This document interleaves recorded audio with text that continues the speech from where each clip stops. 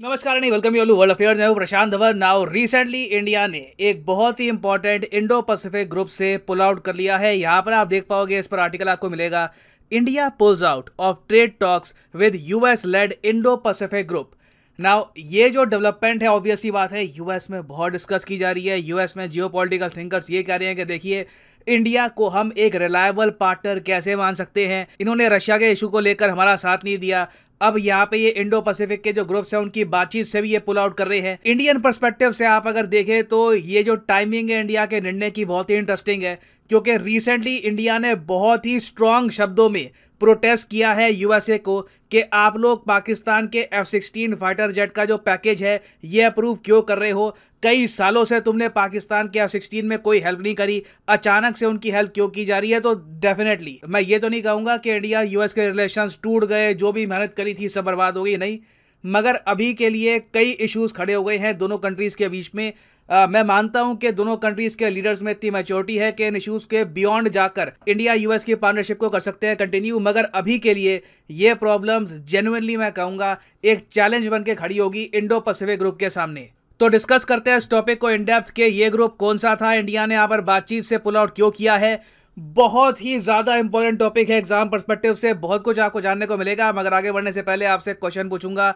Recently इस topic पर मैंने वीडियो भी बनाई थी। आपको सिंपली यहां पर यह बताना है कि यूनाइटेड नेशंस के human development index latest index में इंडिया की रैंक क्या है। यह है यहाँ पे आपकी ऑप्शन 100, 160, 129 या फिर 132। कमेंट सेक्शन में करिए उत्तर, सही आंसर मैं आपको दूंगा वीडियो के अंत में। नाउ फर्स्ट ऑफ ऑल हम यहाँ पर बात करते हैं कि किस ग्रुप से इंडिया ने खुद को कुछ समय के लिए पुल आउट किया है। हम यहाँ पर बात कर रहे हैं IPEF के बारे में। IPEF में आपको मिलेंगे टोटल 14 कंट्रीज। और अब यहाँ पे आप कहोगे वेट, इंडिया ने कुछ महीने पहले RCEP से भी पुल आउट कर लिया था। RCEP की फुल फॉर्म है रीजनल कॉम्प्रिहेंसिव इकोनॉमिक पार्टनरशिप। वो एक फ्री ट्रेड एग्रीमेंट था जिसको चाइना ने प्रमोट किया था, वहां पे यूएस था नहीं। इंडिया ने उससे भी खुद को पुल आउट कर दिया था।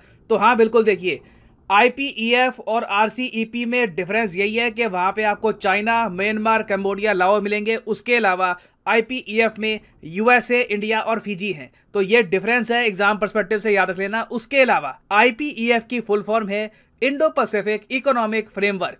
ये ग्रुप कुछ ही महीनों पहले यूएसए ने बनाया था जापान में, जब जापान में क्वाड कंट्रीज का समिट हुआ था।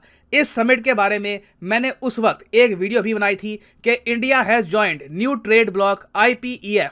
और आप अगर इस वीडियो को जाकर देखोगे, करीब आई थिंक कब आई थी ये वीडियो, मई महीने में वीडियो आई थी। आप सर्च करोगे अगर IPEF वर्ल्ड अफेयर्स तो आपको आराम से वीडियो मिल जाएगी। और यहाँ पे मैंने कैटेगोरिकली IPEF की आलोचना करी थी। मैंने कहा था कि बेकार ग्रुप है, ये कुछ ज़्यादा आगे ग्रुप चल नहीं पाएगा, क्योंकि इस ग्रुप में ना यूएस अपनी मार्केट का एक्सेस दे रहा है, यूएस कुछ अपनी तरफ से कंट्रीब्यूट कर नहीं रहा। बहुत ही खोखला सा ग्रुप है और आप देखोगे इन द फ्यूचर ये ग्रुप ज़्यादा स्ट्रांग बन भी नहीं पाएगा। नाउ ऑफ कोर्स यहाँ पर मैं ये नहीं कह रहा कि मैं नॉस्ट्राडामस हूँ, मगर डेफिनेटली आप अगर जियो पॉलिटिक्स को प्रॉपरली फॉलो करोगे, कंट्री के पैटर्न्स को स्टडी करोगे, तो आप बता सकते हैं कि कौन सा group in the future successful होगा, कौन सा ग्रुप फेल कर सकता है।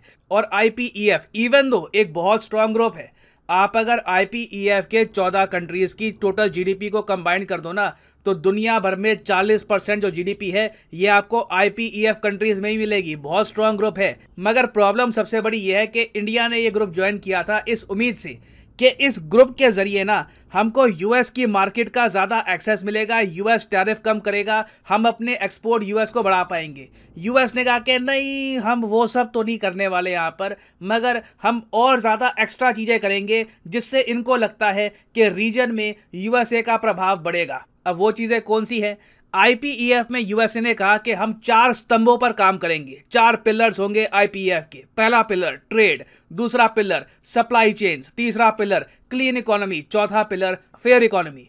इंडिया ने कहा कि देखिए, ये जो आपके 4 स्तंभ है ना, इनमें से 3 स्तंभों को तो हम सपोर्ट करते हैं, supply chain, clean economy, fair economy, no problem. मगर जो ट्रेड वाला स्तंभ है ना, उसमें हम बेवकूफ़ नहीं बनेंगे। हम यहाँ पर जो ट्रेड वाला पिलर है IPEF का, इससे पुल आउट कर रहे हैं, क्योंकि हमारा ये मानना है कि इस ग्रुप को ज्वाइन करने से हमारा कुछ फ़ायदा होगा नहीं। हम एक्चुअली देखना चाहते हैं कि बाकी जो 13 मेंबर कंट्रीज़ हैं जब इस पिलर के हिसाब से काम करेंगी तो इनका कितना फ़ायदा होता है। परहैप्स उनको देखकर हम सीख पाएँ कि यहाँ पर इस पिलर का फ़ायदा क्या है। तो इंडिया ने कम शब्दों में ये कह दिया कि हम देख पा रहे हैं कि ट्रेड पिलर में इंडिया को जो ये कंट्रीज हैं, ऑस्ट्रेलिया, यूएस, ये इंडिया को कुछ दे नहीं रहे, उसके बदले में ना इंडिया पर रिस्पॉन्सिबिलिटीज डाल रहे हैं। रिस्पॉन्सिबिलिटी एनवायरनमेंट की, कि जो इंडिया मैन्युफैक्चर करेगा वो बहुत ज़्यादा क्लीन कंडीशन में होना चाहिए, एनवायरनमेंट को लॉस नहीं होना चाहिए। बेसिकली क्लाइमेट चेंज की जिम्मेदारी इंडिया पे डाल देंगे यहाँ पर। ये सब इंडिया को इतना एक्सेप्टेबल है नहीं। फिर डिजिटल इकोनॉमी में ये लोग कह रहे हैं कि डेटा की फ्री मूवमेंट होगी, डेटा कहीं भी आप स्टोर कर सकते हो। इंडिया का सिद्धांत रहा है कि जो डिजिटल इकोनॉमी के अंदर डेटा स्टोर होगा वो इंडिया में ही स्टोर होगा। इसको हम काफ़ी बार नेशनल सिक्योरिटी से भी जोड़ के देख चुके हैं। तो ये दो बहुत ही इंपॉर्टेंट एस्पेक्ट है ट्रेड पिलर में। यहाँ पे आप देख पाओगे pillar 1 trade, 2 points digital economy और एनवायरनमेंट। ये मेन यहाँ पर इश्यूज हैं जहाँ पे इंडिया ने कहा है कि हम कंफर्टेबल नहीं है और इस ग्रुप में हम ओपनली पार्टिसिपेट नहीं कर पाएंगे। और इंटरेस्टिंग बात देखिए, अगेन मैं कहूँगा जियो पॉलिटिक्स में जो भी होता है ना, जो भी कंट्री के डिसीजन होते हैं उसको आसपास के जो इवेंट्स हैं उससे कोरिलेट करने की कोशिश किया कीजिए।